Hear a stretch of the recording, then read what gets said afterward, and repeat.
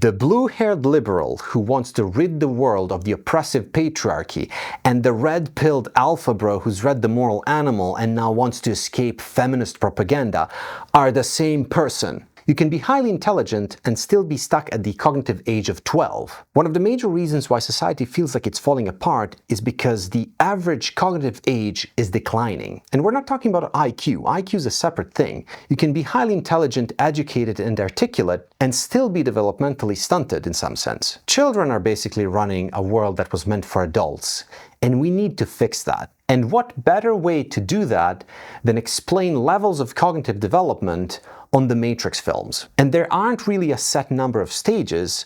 These are just models that help explain how human beings evolve through a lifetime. These days, Wilber stages are very popular due to YouTubers like HomeMath who use them to explain human mating behavior. HomeMath does a great job of using these models, even though they haven't been empirically tested, to convey a point. And to that effect, the model works. It doesn't matter if there's 10 stages or 5 stages, if you're conveying a kind of evolution of the human psyche throughout life. If not taken too literally, these models can very much help get the point across. So I'm going to show you how systems at different levels of cognitive development might see the same film. But let's walk through the levels and let's compare against the kind of model human development. A very young child, say 1 to 3 years old, doesn't watch the whole Matrix as a story. They experience fragments of it. Loud noises, dark rooms, faces, fear, motion, maybe a man flying, maybe something scary happening in a hallway. There's no stable narrative object yet. There's sensation, effect, interruption, and discontinuous attention. They can't possibly hold the whole thing in memory. Certainly they don't have an idea of how these things connect. There are only these intermittent moments of relevance.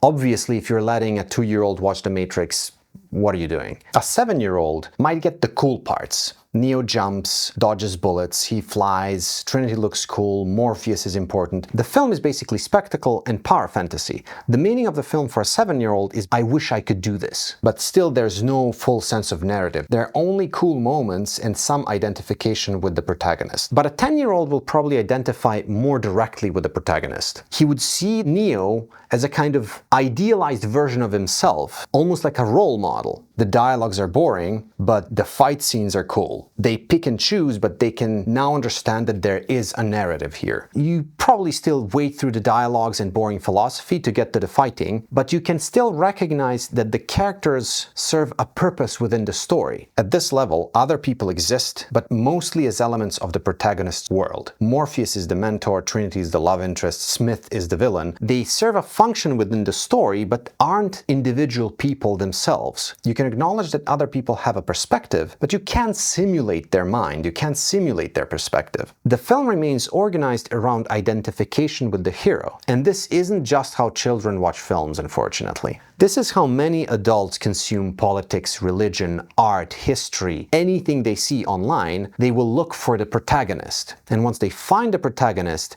they will look up to him. And notice that I'm not actually naming levels or giving them numbers. I'm mapping them roughly to a cognitive age of a model human being. While talking about levels is useful, it's definitely not the full story. We don't evolve in this linear fashion. It is more like unlocking a skill tree. You can go very deep in one direction, but be shallow in some other important aspect of your life. You can reach expertise in maths, logic, vocabulary, or technical abstraction, and fail terribly in reading emotions, smooth conversation, or situational awareness. These are different branches on the skill tree. In psychology, there are typically major milestones that graduate you from one level into the next, and that's why those skill tree unlocks feel like important moments. Unlocking these skills feels like you've made a profound worldview-altering discovery, after which you can no longer look at the world in the same way you did before. For example, you can't unlock planning or any sort of life management if you haven't unlocked the concept of time. And conversely, you can't unlock engineering or science if you're stuck at associative reasoning. You need to unlock logic to unlock everything that depends on logic. And unlocking logic is what Piaget called the formal operational stage, which happens usually about 11 or 12 years of age. Coming back to Matrix,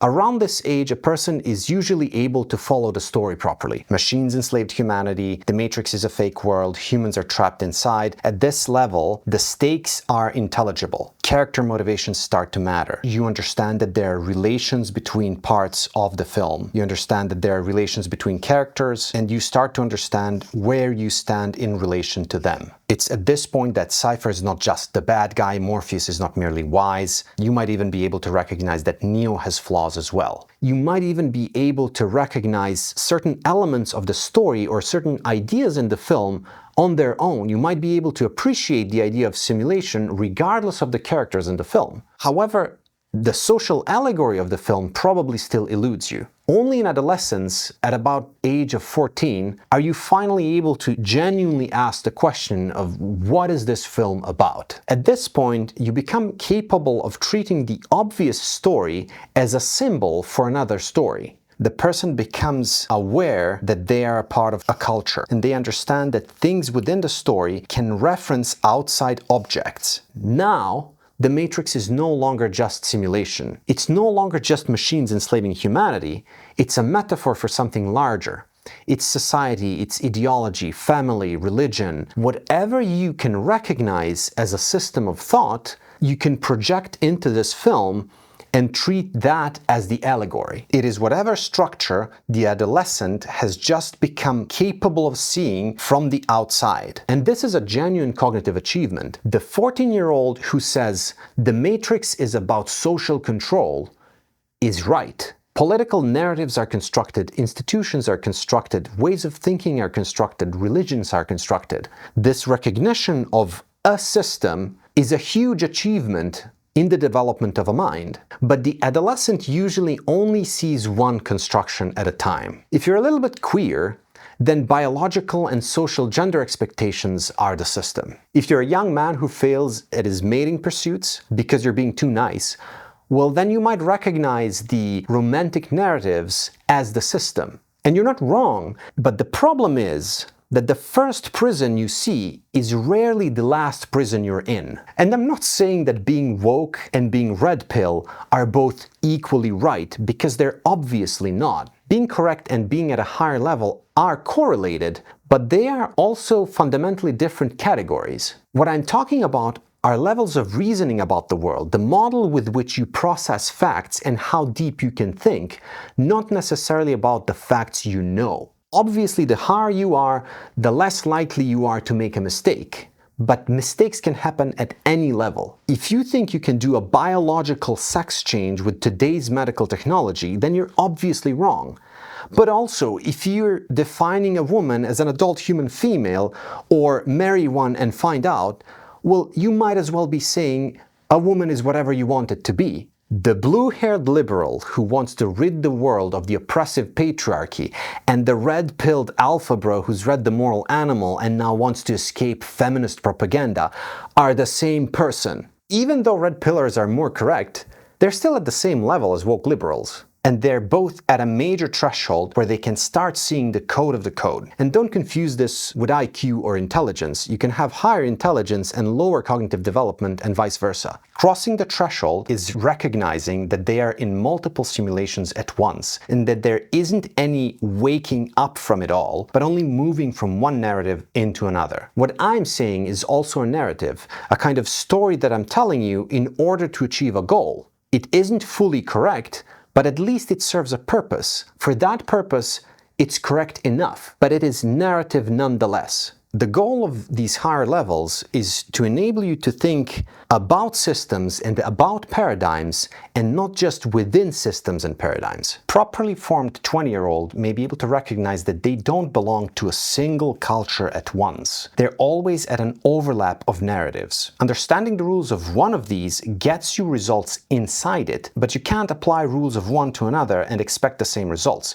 You must extract meta rules. And you see this overlap of narratives in the movie itself. You can understand multiple interpretations of it and see how they might relate. And this is where comparing against age becomes kind of muddy, because very few people are actually at this level. In fact, I'd say the reason many people stagnate is because an adolescent mind can confuse wanting to be at a higher level with actually being there. A cognitive 14-year-old will get stuck playing status games and mental ego lifting, trying to imitate the cognitive 30-year-old. This is probably a good place to acknowledge the effect of IQ and life experience in all of this. It's probably impossible to get to certain levels without a minimum intelligence threshold and without at least 20 to 30 years of direct life experience of data acquisition. If you want to research more about this, take a look at the model of hierarchical complexity. This model takes the Piagetian thing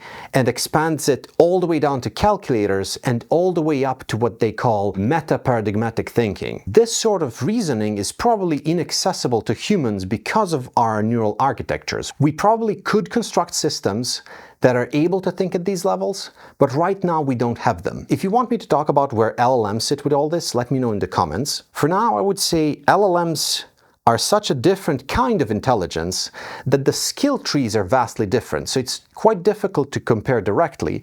But if I had to do an average level, I would say they're about 8 or 9 years old. For humans, these higher levels come with a kind of ego dissolution because you start being aware that identity itself is also a construct. If you're watching something like The Matrix, you're seeing the authors and their beliefs embedded in the film. Society and the time reflected through them, you're seeing both the accidental and the intentional. You're observing the film simultaneously at multiple levels of interpretation, seeing it as it evolved through time. You become detached from the message, ideology, and personal relevance of the film, and you view it as an evolving entity inside the social simulation. At this point, you realize that there are multiple yous that coexist at different levels of thinking. You view people, companies, cultures as dissipative structures, transient forms that arise from processes coming together. You observe narratives, but choose when to subscribe. You accept that self-delusion is necessary and inevitable, that there's no way for you to escape the whole system, and that the only freedom you have is kind of to choose between different kinds of narratives. At this stage, you'd probably start relinquishing the ideas of possession, control, and even free will. If you think about it, it's a good thing that not everyone can reach this level, because we don't really need everybody to be observers. Society is like a human mind. For it to survive, most its neurons must be directed towards operating the body. We only need a tiny minority to specialize in observation and attention control. We should get most people to the higher middle levels. The lower ones should remain reserved for children, and the highest ones for those in control. That is, if we want to keep society existing as an organism. If we don't, well, then we can just keep doing what we're doing and await the imminent collapse. Jokes aside, there doesn't seem to be an obvious solution, because social media have introduced power laws in places that would usually not be governed by them. So we get very unfamiliar feedback loops happening. And this is an indication that society is about to enter the cognitive adolescence, where its neurons, us, the people, become more and more connected. This is psychologically the stage at which the risk of self-harm and maladaptation are the highest. We need to figure out a way to wire ourselves to collectively think at a higher level. What do you think? Are we too far gone? Where do you think you sit? Leave your thoughts and ideas in the comments, and I'll see you in the next one.